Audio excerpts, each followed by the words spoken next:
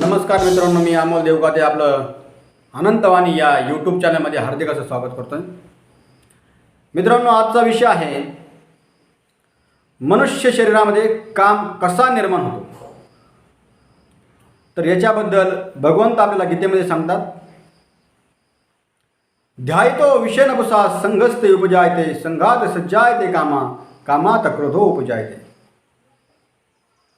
म्हणजे या श्लोकाचा अर्थ असा होतो की इंद्रिय विषयाचं चिंतन करत असताना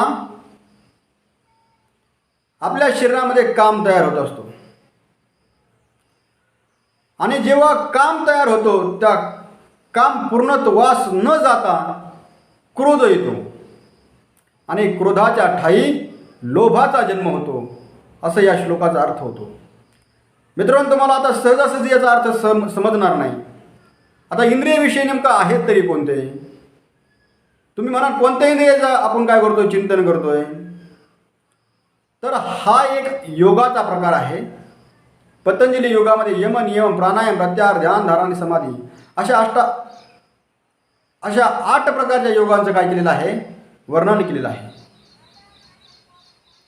तर त्याच्यापैकी प्रत्याहार नावाचा जो प्रकार आहे, त्या प्रत्याहार नावाच्या प्रकारामध्ये 5 इंद्रिय विषय येतात.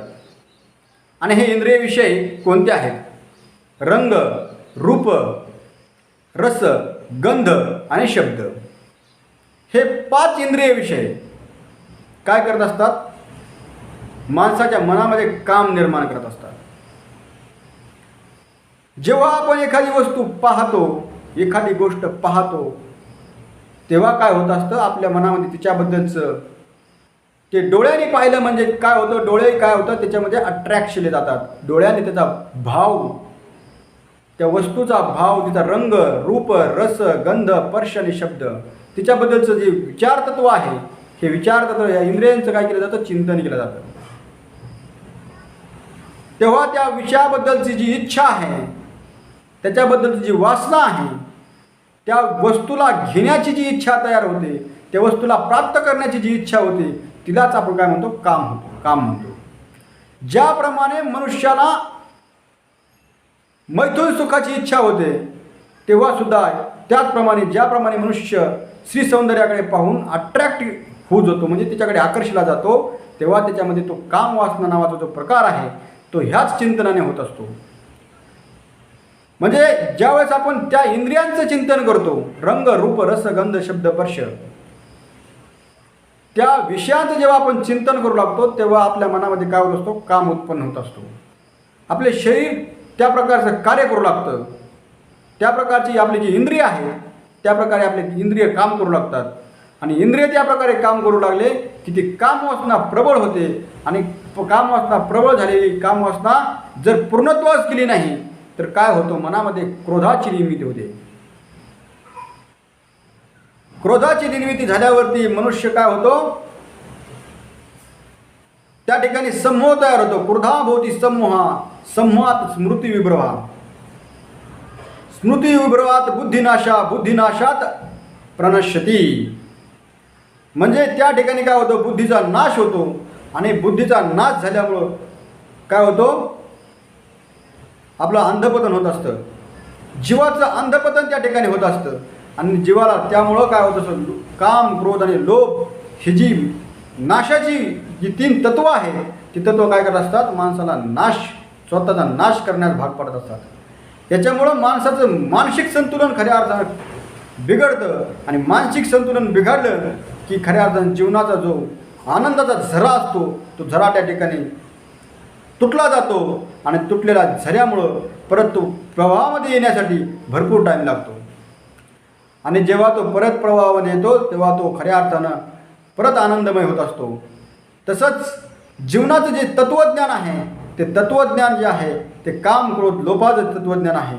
आणि काम, क्रोध, लोभ, मदमत्स, अहंकार ही षडरूप जे आहेत, ही जी षडरूप माणसाला सतत काय करत असतात, त्रास देत असतात.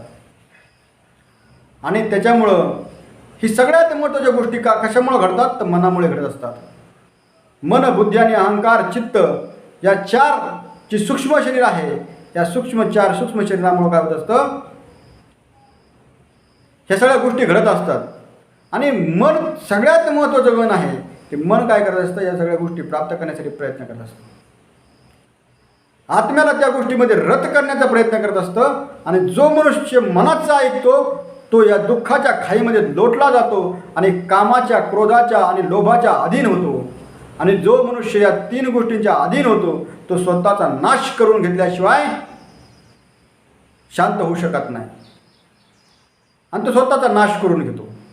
ही नाशाची खऱ्या अर्थाने 3 कारणं आहेत. आणि ही 3 कारणं खऱ्या अर्थानं माणसाच्या जीवनामध्ये काम करत असतात.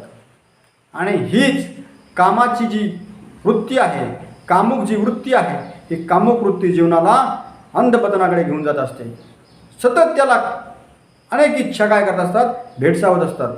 माणसाला अनेक इच्छा काय करत असतात, सतत वेगवेगळ्या इच्छा त्याच्यामध्ये तयार होत असतात. कधी गाडी घे, कधी बंगला घे, कधी श्री सानिध्य प्राप्त कर, कधी दुसऱ्याच कोणत्या तरी गोष्टीकडे तो ओढला जातो. त्याचं जे मन आहे त्या अनेक या अशा प्रकारच्या गोष्टीमध्ये ओढवलं जातं आणि ते कामुक बनतं. आणि जेव्हा ते मन कामुक बनतं आणि कामुक बनलेलं मन कधी कधी काय होतं, क्रोधामध्ये प्रविष्ट होतं. आणि क्रोधामध्ये प्रविष्ट झालेलं मन लोभामध्ये प्रविष्ट होतं. आणि लोभामध्ये प्रविष्ट झाल्यामुळं मदबस्स आणि अहंकार या 3 तत्वांना ते काय करत असतं, जागृत करत असतं. आणि याच्यामुळं माणसाला या जीवनामध्ये दुःख भोगावं लागतं. तो सतत द्वेष आणि वेदना या 2 रूपामध्ये काय करत असतो, दुःख भोगत असतो. आणि हे फक्त 3 कारणामुळे होतं. आणि ह्या 3 तत्वामुळेच फक्त त्याला दुःख भोगावं लागतं. हे दुःख त्याला भोगायचं नसेल तर खऱ्या अर्थाने हरिनामामध्ये रत झालं पाहिजे. आणि हरिनामामध्ये रत झाल्यानंतर ज्यावेळेस आपण आपले इंद्रिय हरिनामामध्ये रत करतो त्यावेळेस आपला जो काम आहे तो काम संपूर्णपणे काय होतो, शांत होतो. आणि काम शांत झाल्यामुळं जोपर्यंत भौतिक शरीर आहे तोपर्यंत काम अस्तित्वात असणार आहे. ही सगळ्यात मोठी गोष्ट आहे. परंतु तो जर हरिनामामध्ये रत झाला तर तो काम शांत होतो. आणि काम शांत झाल्यामुळं भजन करू लागतो. आणि भजन केल्यामुळे जीवनात आत्म्याचा आनंद प्राप्त होतो. आणि आत्म्याचा आनंद प्राप्त झाला की दुसरं काहीही जगामध्ये प्राप्त करण्याची आवश्यकता नाही. ही सगळ्यात मोठी गोष्ट आहे.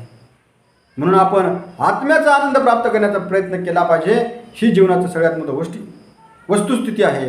आणि ही वस्तुस्थिती आपण जोपासली पाहिजे. व्यवहार पण करावा लागणार आहे, इंद्रियांना कर्मामध्ये पण गुंतवावं लागणार आहे. परंतु कर्मण्यवादी कारस्ते मा फलेषु कदाचन. म्हणून त्या जीवनामध्ये काम करायला पाहिजे, कष्ट करायला पाहिजेत, परंतु त्यापासून मिळणाऱ्या फळामध्ये खऱ्या अर्थाने गुंतवलं गेलं पाहिजे नाही, गुंतून गेलं नाही पाहिजे. ही सगळ्यात मोठी गोष्ट आहे. आणि म्हणून या काम, क्रोध, लोभापासून आपण आपल्या जे मनाला शांत केलं पाहिजे. आणि शांत झालेलं मन आत्मचिंतनामध्ये लावलं पाहिजे. ही फक्त आणि फक्त योगाद्वारे साध्य होतं. म्हणून योगाद्वारे मनाला शांत करून भगवत चिंतनामध्ये लावणं ही सगळ्यात मोठी गोष्ट आहे.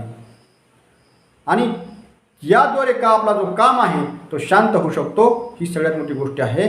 एवढं मी या ठिकाणी सांगतो आणि थांबतो.